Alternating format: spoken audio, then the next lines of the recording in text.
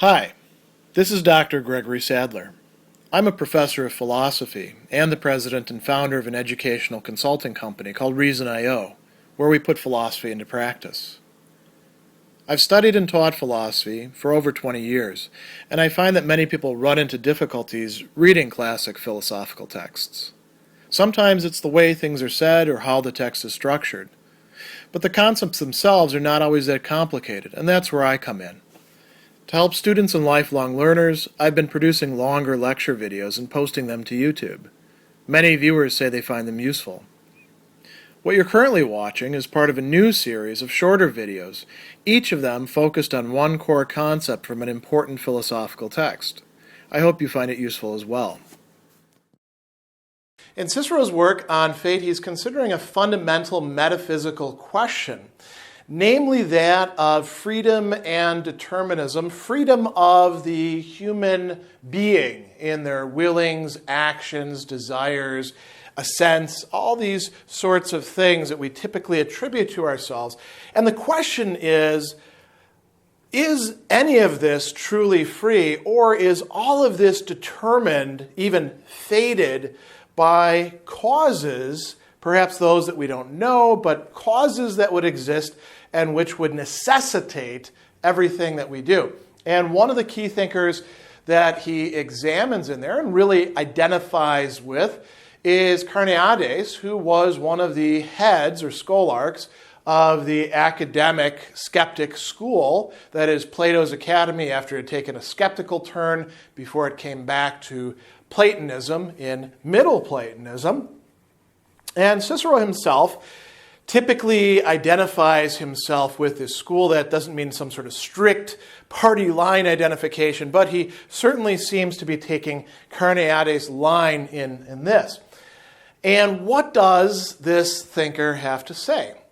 You could, I suppose, summarize it by the statement that there is human freedom, and human freedom exists within a universe that Carneades has no problem saying is largely deterministic, largely fated, largely a connection of causes, but the human being, in some respects, escapes that. And perhaps their volitions and actions go right back into that causality or causal matrix. He doesn't clarify at this point. We don't have any writings of Carneades to tell one way or the other. Cicero considers what he has to say at 3 points. So let's look at the first set of points. Carneades maintains that there is some voluntary motion of the mind.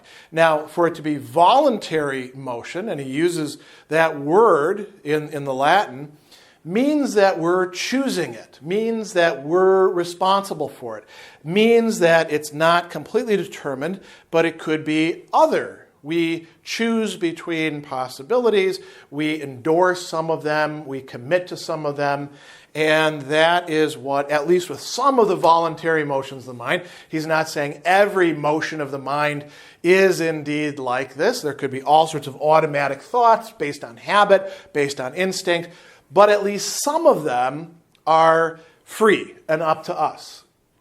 Or as Cicero will say here, in our power, in notre potestate, right?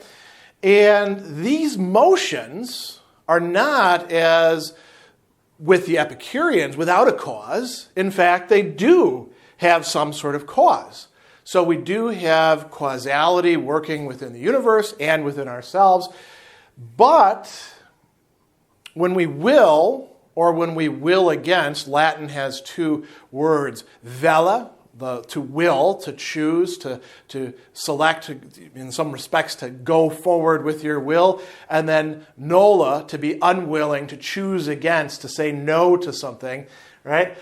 Whenever we're doing that, Cicero is saying that it's not as if it doesn't have a cause at all, but it doesn't have to have what he calls an external and antecedent cause for the willing that we do. In a certain respect, although this is not clarified very well here, willing is self-causing.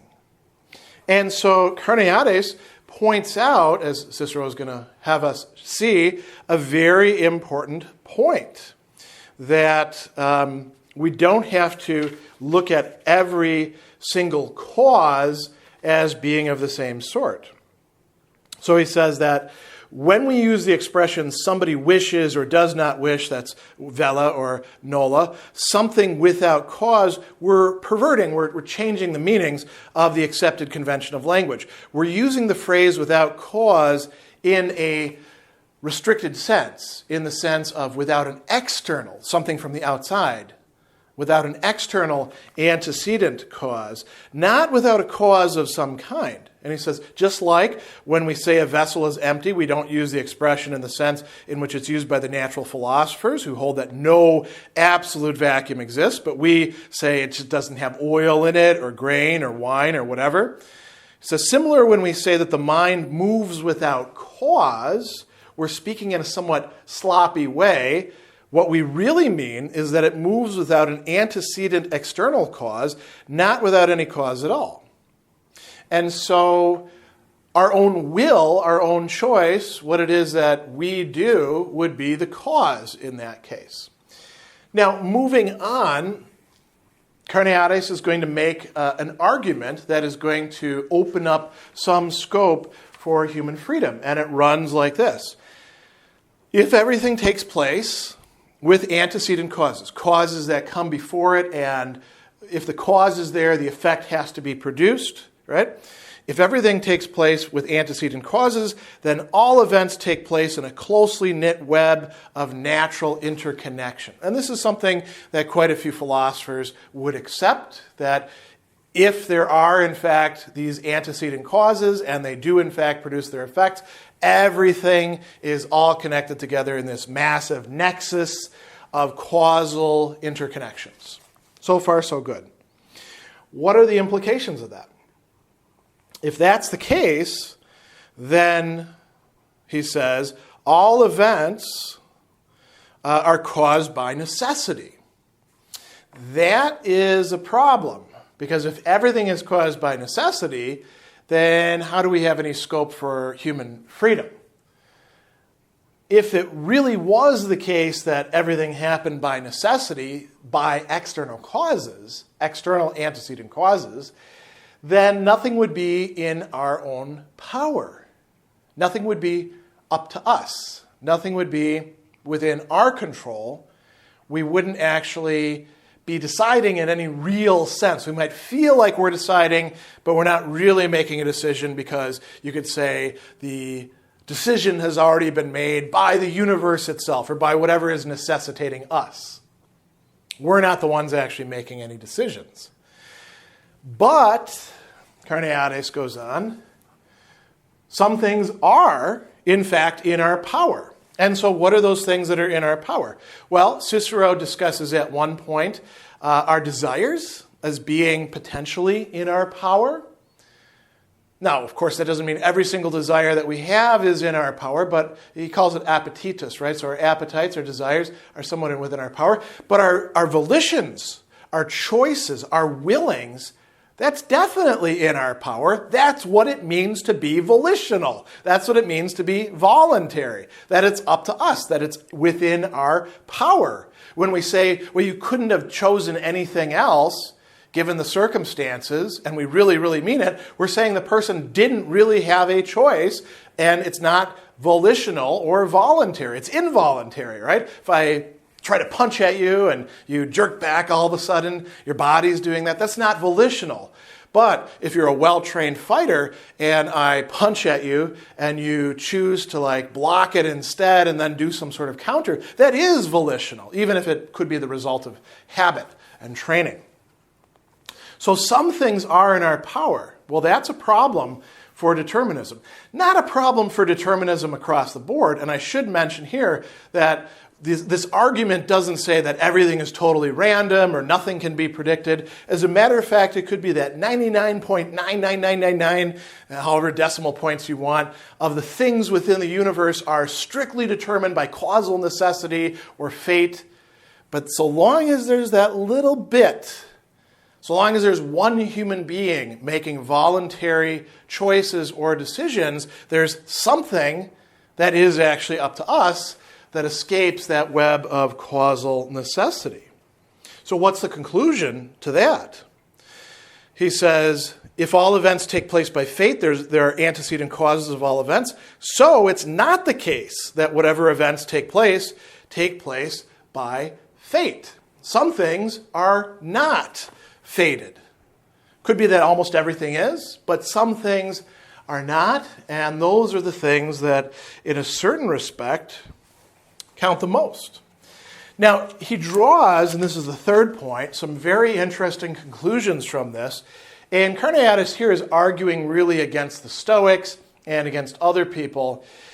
The Stoics had thought that there really was a necessity that ruled everything, and this is why divination or consulting the gods is efficacious. You can find out what is going to happen in the future. Carneades says, no, the god Apollo, who's the god of prophecy, can't actually tell you as much as you think. He can, in fact, tell you, because he can know, about things whose causes are so connected by nature that they must necessarily happen. So, what would be an example of that? He doesn't provide any here, but you could say, well, if you light, this match within these circumstances, it will start a fire. There's probably some sort of exceptions to that, but let's pretend that there aren't any exceptions to that. Apollo could know that. But does that really do him any good? No, because when it comes to all the things that people consult Apollo about, those tend to be about what we typically call contingent rather than necessary events. So Carneades says that Apollo can't tell any future events except for these. And he says, what consideration could lead the god himself to say that Marcellus, who is 3 times consul, was going to die at sea?